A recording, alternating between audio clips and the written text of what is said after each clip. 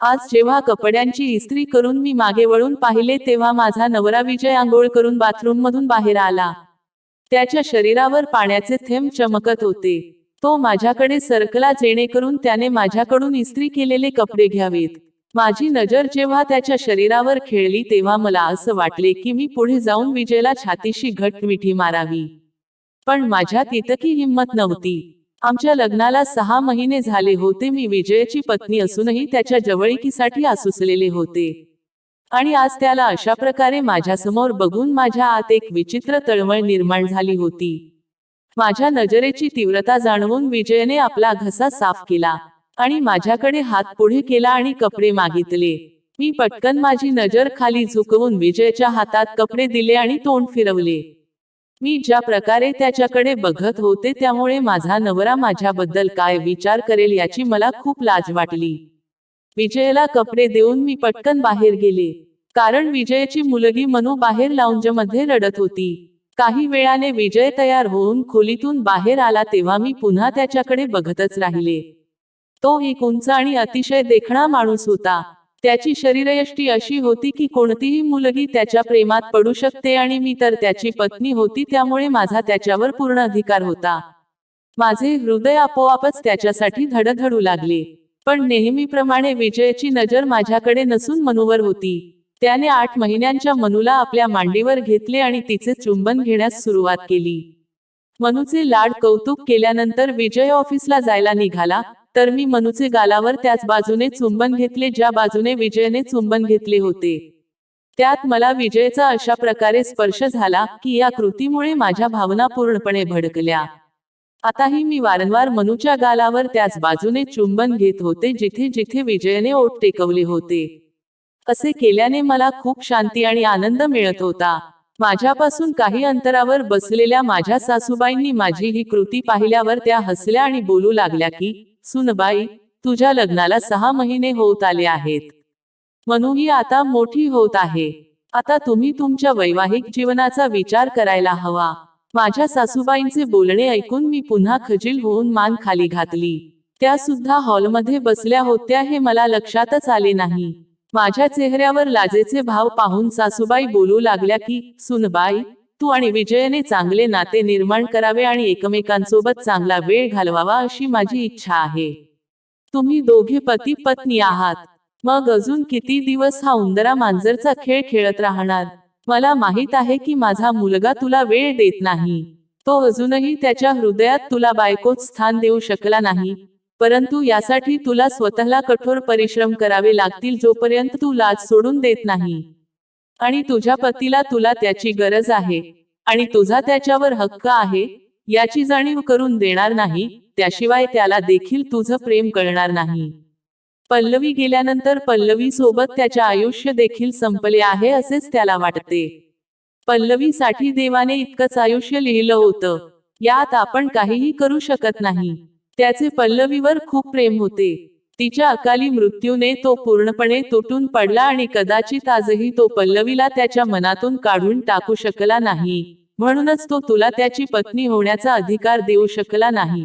पण तू त्याची पत्नी आहेस आणि तुझा त्याच्यावर पूर्ण अधिकार आहे याची जाणीव तुलाच त्याला करून द्यावी लागेल. तरच तुमचे वैवाहिक जीवन सुरू होईल. सासूबाईंचे बोलणे ऐकून मी देखील विचार करू लागले की खरंच विजयच्या प्रेमासाठी आणि त्याच्या सहवासासाठी मी अजून किती दिवस अशी गुदमरत राहणार. शेवटी तो माझा नवरा आहे.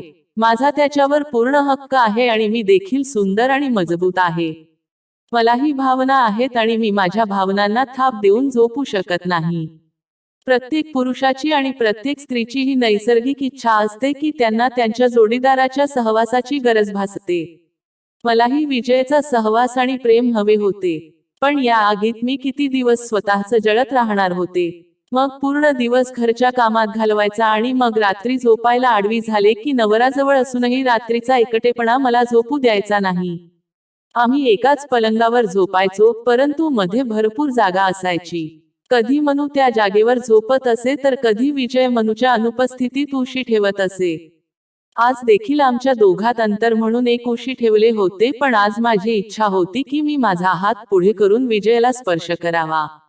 मला त्याचे अस्तित्व अनुभवायचे होते, स्वतःला त्याच्या बाहुपाशांत समर्पण करायचे होते. पण हे छोटेसे अंतरही शतकांच्या अंतरा एवढेच होते. माझी नजर सतत शर्टलेस विजयच्या पाठीवर खिळलेली होती. मी त्याला नीट निरखून बघत होते की तेव्हाच अचानक विजयने वळून माझ्याकडे पाहिलं. कदाचित माझ्या नजरेने त्याला जाणवले असेल की मी त्याच्यावर लक्ष ठेवून आहे. मी एकदमच घाबरले होते. त्याने पाहिले आणि पुन्हा तोंड फिरवून झोपून गेला. माझ्या कृतीची मला खूपच लाज वाटत होती, पण मी तरी काय करणार, माझ्या भावना माझ्या नियंत्रणात नव्हत्या. मग विजय गाढ झोपेत गेल्यावर मी हळूच त्याच्या पाठीवर बोटे फिरवू लागले. ज्या क्षणी मला त्याचा स्पर्श जाणवला, त्या क्षणी माझं हृदय खूपच धडधडत होतं. मग मला हळूहळू त्याचे अस्तित्व जाणवू लागले. पण विजय झोपलेला नसून जागा आहे आणि त्याला माझ्या कृतीची जाणीव होती याची मला अजिबात कल्पना नव्हती. सकाळी विजयचा शर्ट इस्त्री केला असता हा प्रकार उघडकीस आला. मी त्याला कपडे द्यायला लागले तेव्हा तो माझ्याकडे विचित्र नजरेने पाहत बोलू लागला की, रात्री तुला झोप येत नव्हती, म्हणून तू माझीही झोप उडवलीस. मी अचानक विजयच्या डोळ्यात पाहिलं आणि मला कळलं की तो रात्री जागत होता. मला इतकी लाज वाटली की मी माझी नजर शरमेने खाली झुकवली, पण तरीही आज मी विजयशी हिम्मत करून बोलले की हो, मला रात्री झोप येत नव्हती, पण तुला कधी काळजी आहे का माझी? मी झोपले की नाही? आज नकळत एक छोटीशी तक्रार माझ्या तोंडातून बाहेर पडली होती. मी डोळे मोठे करून विजयकडे बघितले तेव्हा विजयच्या चेहऱ्यावर काही लाजिरवाण्या रेषा दिसल्या. कदाचित तो माझ्यावर अन्याय करतोय हे त्यालाही कळले असेल, पण पल्लवीचे प्रेम त्याच्या हृदयात खोलवर रुजले होते. म्हणून विजय मला माझा अधिकार देऊ शकत नव्हता. माझ्या हातातून शर्ट घेऊन विजय पुन्हा बाथरूममध्ये गेला. कदाचित त्याला त्याच्या भावना माझ्यापासून लपवायच्या असतील. मी पण पटकन खोलीतून बाहेर पडले. स्वतःच्या अधिकाऱ्यांची जाणीव करून देऊन मी विजयला लाजवले होते, पण खरं तर हे होतं की मला स्वतःलाच मनातून खूप लाज वाटत होती की रात्रीच्या कृतीचा विचार करून विजय माझ्याबद्दल काय विचार करत असेल. स्वतःच्या नवऱ्याला हात लावताना इतका विचार करणारी मी बहुधा पहिली बायको असावी. माझ्या चेहऱ्यावरचे बदलणारे रंग पाहून सासू म्हणाल्या, काय झालं सुनबाई, कळत नाही का? पण माझ्या डोळ्यातून अश्रू वाहू लागले. माझ्या मनातलं दुःख अश्रूच्या रूपाने बाहेर यायला लागलं. मी माझे अश्रू पुसत माझ्या सासू जवळ तक्रार केली की, आई, जर विजयला जीवनसाथीची गरजच नव्हती, तर तुम्ही त्याच्याशी माझं लग्न का केलं? गोष्ट मनू बद्दल होती तर तिला तुम्ही पण सांभाळू शकला असता. तुम्ही माझ्या आयुष्य का उद्ध्वस्त केले? मी रोज विजयची सर्व कामे माझ्या हाताने करते. त्याचे आयुष्य मनूमध्ये आहे आणि मी मनूला माझी मुलगी म्हणून मनापासून स्वीकारले आहे. मनूच्या छोट्या दुखापतींना जसं विजयचं मन दुखतं तसंच माझे मन दुखतं. त्या निरागस मुलीत मला माझीच मुलगी दिसते, पण विजयला हे सर्व का दिसत नाही? मी सुद्धा त्याच्या प्रेमाच्या एका थेंबासाठी आसुसते याची त्याला का पर्वा नाही? माझं म्हणणं ऐकून सासूबाईंनी मान खाली घातली आणि बोलू लागल्या, हे बघ सुनबाई, मला माहित आहे की विजयने तुला अजून बायकोचा दर्जा दिला नाही. मला हेही चांगलं माहित आहे की तुम्हा दोघांमध्ये अजून काही नातं नाही, पण माझ्यावर विश्वास ठेव. विजय मनाने खूप चांगला मुलगा आहे. पल्लवीवरचे त्याचे हे पागल प्रेम बघून मी देखील हैराण व्हायचे, पण कदाचित देवाला त्याचे हे प्रेम आवडले नसेल. पल्लवीला पल्लवी पल्लवी म्हणताना त्याला कधीच कंटाळा आला नाही. पल्लवी त्याला त्याच्या नजरेसमोर दिसले नाही तर तो पल्लवीला इकडे तिकडे शोधू लागायचा आणि जर पल्लवी तिच्या माहेरी गेली तर तो जळालेल्या मांजरासारखा हिंडत राहायचा. पल्लवीचे पण विजयवर असेच प्रेम होते. कधी कधी त्यांचे प्रेम पाहून मला भीती वाटायची की त्यांच्या प्रेमाला कोणाची नजर लागू नये. पण शेवटी तेच झालं ज्याची मला भीती होती. पल्लवी गरोदर राहिल्यावर 7व्या महिन्यातच तिची प्रकृती अचानक बिघडली. पल्लवीला घेऊन आम्ही सर्वजण दवाखान्यात धावलो, पण डॉक्टर म्हणाले की एकतर बाळाचा जीव वाचू शकतो किंवा तुमच्या पत्नीचा. त्यावेळी विजयने स्पष्टपणे सांगितले होते की तुम्ही काहीही केले तरी माझ्या पत्नीला वाचवा. डॉक्टरांनी पल्लवीला वाचवण्याचा आटोकाट प्रयत्न केला, पण देवाने पल्लवीचे आयुष्य एवढेच लिहिले होते. मुलीचा जीव वाचला, मात्र पल्लवीचा जीव गेला. आता विजयचा जीव मनूमध्ये अडकला आहे, कारण हे त्यांच्या प्रेमाचे लक्षण आहे. मी तुला शेवटचे सांगते की याआधी पल्लवीची जागा दुसरी कोणीतरी घेईल, त्याआधी तू पत्नी म्हणून तुझे कर्तव्य पूर्ण कर आणि तुझ्या पतीला तुझ्या बाजूने घे. तो तरुण, देखणा आहे. त्याला पल्लवी सारखी दुसरी कुणी सापडली तर तुझे काय होईल? माझ्या सासूबाईंचे म्हणणे ऐकून मी घाबरले आणि मी ठरवले की मी विजयला माझ्याकडे आकर्षित करण्याचा प्रयत्न करेन.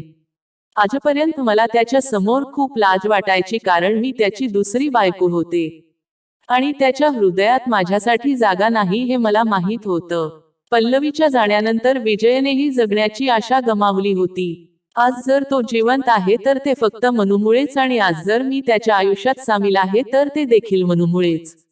पल्लवीच्या जाण्यानंतर मनूला आईची गरज होती. त्यावेळी विजयच्या आईची तब्येत चांगली नव्हती. मनूला सांभाळण्याची तिची ताकद नव्हती, म्हणून कसे तरी तिने विजयला मनूच्या फायद्यासाठी लग्न करायला पटवले आणि मी विजयच्या आयुष्यात सामील झाले.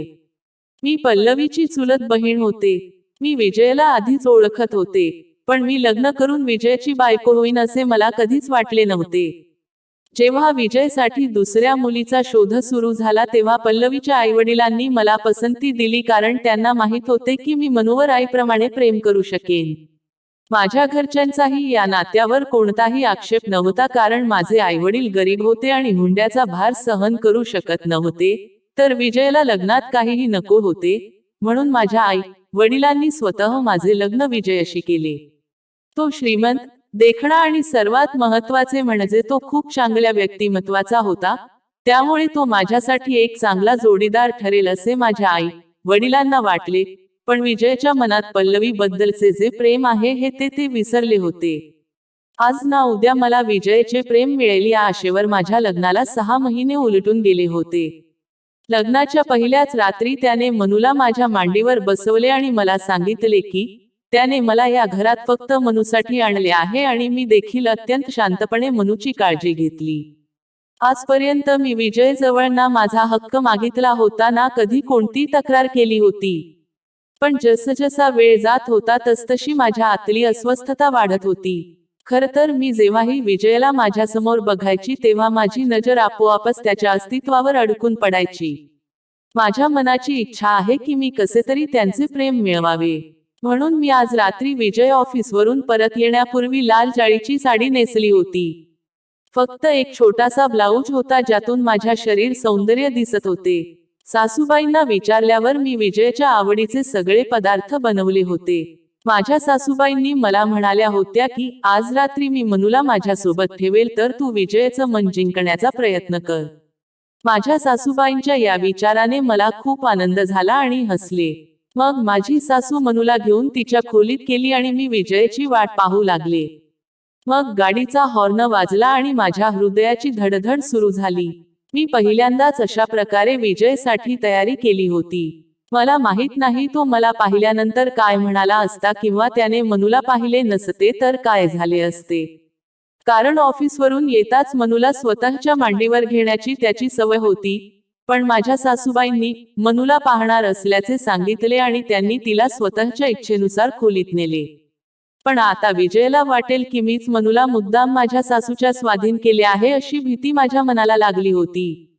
विजय जेव्हा घरात शिरला तेव्हा त्याला कॅन्डलने उजळलेले लाऊंज पाहून प्रथम आश्चर्य वाटले आणि हळूहळू पावले टाकत तो टेबलाजवळ पोहोचला आणि तिथे त्याला त्याचे आवडते पदार्थ तयार केलेले दिसले. सर्व दिवे बंद होते, मेणबत्त्या पेटवल्या होत्या आणि मग मी त्याच्या समोर आले तेव्हा तो बराच वेळ माझ्याकडे एकटक बघत उभा होता. माझ्याकडे बारकाईने पाहत राहिला आणि मग विचारू लागला, काय प्रकरण आहे, हे सर्व काय आहे. त्याच्या त्या बोलण्याने मी घाबरल आणि त्यांना हे देखील सांगू शकले नाही की मी हे सगळं फक्त तुमच्यासाठी केला आहे. मला असं घाबरलेल्या पाहून विजय काहीतरी विचार करून माझ्याजवळ आला आणि मग माझे केस बोटांनी मागे करत तो म्हणाला, हे सर्व तू माझ्यासाठी केलेस. मी मोठ्या कष्टाने होकार दिला आणि त्याच्या चेहऱ्यावर हसू उमटले. तो म्हणाला, आज मी खूप थकलो आहे, पण तूने माझे आवडते जेवण देऊन माझा सर्व थकवा दूर झाला आणि तू पण खूप सुंदर दिसत आहेस. त्याचे हे बोलणे ऐकून मला खूप लाज वाटली. मग विजयने माझा हात धरला आणि मला त्याच्याजवळ बसवले आणि म्हणाला, चल जेवायला बस. विजयच्या या कृतीने मला खूप आनंद झाला होता. आज मला असे जाणवले की मी स्वतःच विजयपासून अंतर ठेवून होते. खूप छान वातावरणात आम्ही दोघांनी एकत्र जेवण केलं. यावेळी त्याने मनूबद्दल विचारले आणि मी त्याला सांगितले की ती आईच्या खोलीत झोपली आहे. हे ऐकून त्यांना दिलासा मिळाला. मग मी खोलीत आले तेव्हा विजय फ्रेश होऊन झोपला होता. मी मुद्दाम त्याच्या थोडे जवळ आडवे झाले. माझ्या कृतीने त्याच्या चेहऱ्यावर हसू उमटले. तो वळून माझ्या चेहऱ्याकडे लक्षपूर्वक पाहू लागला आणि मग तो असं काही बोलला की ज्यामुळे मला लाज वाटली. तो म्हणाला, मला माहित आहे तुला माझ्याकडून खूप अपेक्षा आहेत. तुलाही एका स्त्रीप्रमाणे तुझ्या पतीची साथ आणि प्रेम हवे आहे, पण जेव्हा मी तुझ्याकडे हात पुढे करतो तेव्हा मला पल्लवीची आठवण येते. मी तिच्याशी विश्वासघात कसा करू शकतो? माझ्या मुलीला जन्म दिल्यानंतर तिने हे जग सोडले. तिला विसरून मी तुझा कसा होऊ? मी हे लग्न फक्त मनूच्या निमित्तानं केलं होतं आणि हे लग्नाआधी मी तुला सांगितलं होतं. त्याच्या बोलण्याने माझे मनच तुटले. मला माझे सर्व प्रयत्न आता अयशस्वी झाल्यासारखे वाटले. पण अचानक विजय पुढे आला आणि त्याने मला आपल्या मिठीत घेतले आणि त्याचे ओठ माझ्या गालांवर ठेवले. मग तो म्हणू लागला की प्रिया, जर मी पल्लवीच्या निमित्ताने तुला तुझा हक्क दिला नाही तर तोही अन्यायच होईल. तुला माझे अस्तित्व मिळवायचे असेल तर मी तुझे हक्क द्यायला तयार आहे, पण मी तुला माझ्या हृदयात स्थान देऊ शकत नाही. असे म्हणत विजयने हळूच माझ्या साडीचा पल्लू ओढला आणि मी त्याचा हात धरला. मी अंथरुणावर थोडं मागे सरकले आणि म्हणाले की मला तुझा सहवास अशा प्रकारे नको आहे की तुझे हृदय तुझ्या नियंत्रणात नाही आणि तू जबरदस्तीने तुझे अस्तित्व माझ्याकडे सोपवशील. ज्या दिवशी तुझे हृदय माझ्यासाठी धडधडायला लागेल त्या दिवशीच तू माझ्याकडे ये. मी सुद्धा तुला मिठीत घेईन, पण अशा अर्ध्या मनाच्या अस्तित्वाचा मला काही उपयोग नाही. मी पलंग सोडून उभी राहिले आणि वॉशरूम मध्ये गेले आणि शॉवर खाली उभी राहिले. माझ्या डोळ्यातून अश्रू वाहत होते. पल्लवीचे प्रेम किती प्रबळ होते ते मला माहित होते. ते तोडणे इतके सोपे नव्हते. मला त्याची वर्षानुवर्षे वाट पाहावी लागणार होती. मी माझी साडी बदलली आणि एक साधा सूट घातला आणि माझ्या सासूच्या खोलीत गेले आणि मनूला माझ्या मांडीवर घेतले. माझे बदललेले कपडे पाहून सासूबाईंनी विचारले, काय झाले? मनूला घ्यायला का आली आहेस? माझ्या डोळ्यांतून अश्रू वाहू लागले. मी म्हटलं, विजयला इतक्या सहजासहजी मिळवणं शक्य नाही. त्यांचे अस्तित्व माझे झाले तरी त्यांचे हृदय माझे कधीच होणार नाही. माझ्या सासूने माझे दुःख वाचले होते. ती पूर्णपणे गप्प झाली आणि मी मनूला उचलून घेऊन आले. मी तिला माझ्या आणि विजयच्या मध्ये घेतल्यावर विजय मनू झोपलेली असताना देखील तिच्यावर प्रेम करत होता. त्याच्या आतल्या भावना त्याच्या डोळ्यांत दिसत होत्या आणि मला स्वतःसाठीही तेच हवे होते. पण तो दिवस कधी येईल माहित नाही की जेव्हा विजय खऱ्या मनाने माझा असेल. हाच विचार करता करता मी झोपी गेले. दुसऱ्या दिवशी सकाळी मी पूर्ण शांतपणे त्याची कामे करत होते. विजयने एक कटाक्ष टाकला. कदाचित त्याला माझ्या मनाच्या स्थितीची जाणीव होती, म्हणूनच तो माझ्याशी अधिक काही बोलला नाही. दिवस असेच जाऊ लागले. त्या रात्रीनंतर मी विजयच्या जवळ जाण्याचा कधीच प्रयत्न केला नाही. उलट आता मी विजयापासून अंतर राखले होते.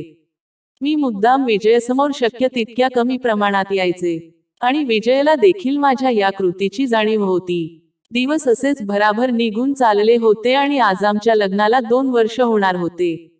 मनूही आता मोठी झाली होती आणि मला मम्मा म्हणू लागली होती. तिच्या तोंडून पहिला शब्द बाहेर पडला तो म्हणजे आई आणि मला इतका आनंद झाला की माझ्या डोळ्यांतून अश्रू तरळले. मनूच्या तोंडातून पहिला मम्मा हा शब्द उच्चारला तेव्हा विजयलाही आश्चर्य वाटले. तो माझ्याकडे आश्चर्याने बघत होता. त्याने माझ्याशी काही बोलायचे होते पण माझ्या असभ्य वागण्यामुळे तो मला काही बोलू शकला नाही. मी पटकन तिथून निघाले. आता मला असे वाटत होते की आता मी विजयच्या आयुष्यातून कायमचे दूर निघून जायला हवे.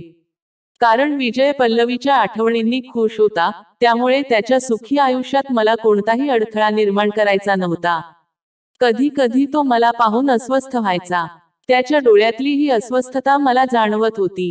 कधी कधी मी त्याला रात्री जागतानाही पाहिले होते. कधी कधी तो रात्रभर कूस बदलत राहायचा. त्याची इच्छा होती की त्याने पुढे येऊन मला मिठी मारावी, पण त्याला पल्लवीचा विश्वासघात करायचा नव्हता आणि मला त्याची ही अस्वस्थता दूर करायची होती.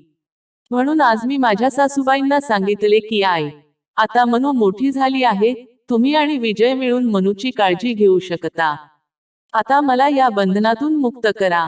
मी आता गुदमरून आयुष्य जगू शकत नाही. माझ्या सासूने माझ्याकडे आशाळभूत नजरेने पाहिले. म्हणू लागली की प्रिया, अजून एकदा प्रयत्न कर, कदाचित माझा मुलगा विजय तुझ्याकडे वळेल, कारण मेलेल्या माणसांसोबत आयुष्य घालवता येत नाही. पल्लवीच्या आठवणींनी तो किती दिवस जगत राहणार. मी म्हणाले, आई, मी विजयला संधी देऊन 1 वर्षाहून अधिक काळ झाला आहे आणि या 1 वर्षात अशा अनेक संधी आल्या की तो मला प्रेमाने हाताळू शकला असता. माझा हात धरून त्याला नव्या आयुष्याची सुरुवात करता आली असती, पण प्रत्येक वेळी त्याने माझ्याकडे दुर्लक्ष केले आहे. मी यापेक्षा जास्त सहन करू शकत नाही. जर मला माझे आयुष्य एकट्याने घालवावे लागले तर निदान विजयच्या मनात माझे प्रेम पुन्हा जागवण्याची वाट पाहण्याचे दुःख तरी मला होणार नाही. असे म्हणत मी माझ्या खोलीत आले आणि त्यावेळी विजय खोलीत उपस्थित असल्याचे पाहून थक्क झाले. आज तो वेळेच्या आधीच घरी आला. घड्याळात बघितले तर फक्त 4 वाजले होते. विजय ऑफिसमधून घरी 6 वाजता परतत असे. त्याची नजर माझ्यावरच खेळली होती, जसे की त्याला मला काहीतरी सांगायचे आहे, पण मी त्याच्याकडे पाहणे टाळले होते कारण आज त्याच्या डोळ्यात काहीतरी होते ज्यामुळे माझे हृदय खूप वेगाने धडधडत होते. मी विचारले, तुमच्यासाठी चहा आणू का?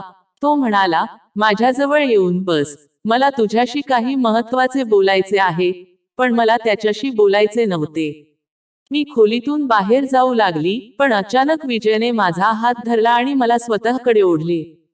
मी माझा तोल सांभाळू शकले नाही आणि सरळ विजयच्या छातीत दडकले. मी म्हणाले, हे काय करतोयस तू? सोड मला. यावर तो बोलू लागला की मी तुला सोडायला थोडी ना पकडला आहे. असे म्हणत त्याने आपले ओठ माझ्या गळ्यापर्यंत आणले. विजयचा श्वास मला वितळवू लागला. विजय उत्तेजित अवस्थेत माझ्या कानात म्हणाला, प्रिया, मला माफ कर, मी तुला प्रत्येक क्षणी त्रास दिला आहे. विजयच्या तोंडून माफीनामा ऐकून मी चकित झाले. विश्वास बसत नव्हता की हे सत्य आहे की एक स्वप्न. माझ्या डोळ्यांतून अश्रू वाहू लागले. त्याच्या हातातून बाहेर पडून मी त्याच्यापासून वेगळी झाले आणि बिनधास्त रडू लागले. तो माझ्याजवळ आला आणि म्हणाला, प्रिया, असे रडून आणखी मला लाजवू नकोस. आज मला माझी चूक मान्य आहे. या 2 वर्षात तू माझी जितकी काळजी घेतलीस, तितकी पल्लवीने सुद्धा माझी काळजी घेतली नव्हती. पल्लवी खूप श्रीमंत कुटुंबातली होती. मी तिच्या प्रेमात वेडा झालो होतो. ती फक्त माझ्या प्रेमाचे वादळ होती. माझा राग तिला सहन होत नव्हता, पण तू माझा राग सहन केलास, माझी काळजी घेतलीस, माझ्या मुलीला मातृप्रेम दिलेस. या हृदयात तू तुझे स्थान पल्लवीपेक्षा उंच केलेस. तू मला सोडून गेलीस तर मी जगू शकणार नाही. पल्लवीच्या वियोगाने मी तुटून पडलो, पण तुझा वियोग मला थेट मरणाकडे घेऊन जाईल. मी वेदनेने विजयच्या तोंडावर हात ठेवला आणि विजय माझ्या कृतीवर हसला. माझ्या डोळ्यातील अश्रू तो हाताने साफ करू लागला. तेवढ्यात मला मनूच्या रडण्याचा आवाज आला आणि मी पटकन खोलीतून बाहेर आले. आज हृदयाचे ठोके वेगळ्याच प्रकारे धडधडत होते. चेहऱ्यावर वेगळाच रंग दिसत होता. मी जेव्हा मनूला माझ्या सासूच्या मांडीवर घेतले तेव्हा तिने माझ्या चेहऱ्यावर रंग पसरलेले पाहिले आणि तिच्या चेहऱ्यावर निवांत हास्य पसरले. आम्ही सर्वजण संध्याकाळचा चहा घेत असताना विजय म्हणाला, संध्याकाळी तयार हो, मी तुला आणि मनूला खरेदीला घेऊन जातो. हे ऐकून मला खूप आनंद झाला आणि मग मी संध्याकाळी लवकर तयार झाले आणि त्याची वाट बघत बसले, कारण तो त्याच्या एका मित्राकडे गेला होता. संध्याकाळी विजय परत आल्यावर त्याने मला आणि मनूला मार्केटमध्ये नेले. या आधी देखील विजय मला खरेदीसाठी घेऊन आला होता, पण त्यावेळी तो फक्त मनूसाठीच खरेदी करायचा आणि मला देखील सांगायचा की तुला जे वस्तू हवी असेल ते तू घेऊन घे. पण मी काहीही खरेदी करायचे नाही. पण आज जेव्हा आम्ही खरेदीसाठी त्या ठिकाणी पोहोचलो तेव्हा विजय माझ्यासाठी कपडे शोधू लागला. हे पाहून मला आश्चर्य वाटले. मी त्याला विचारले की तो काय करतोय, तर तो म्हणाला, तू किती दिवसांपासून या 4 जोड्यांच्या कपड्यांमध्ये हिंडत आहेस, तुझ्याकडे नीट कपडे देखील नाहीत.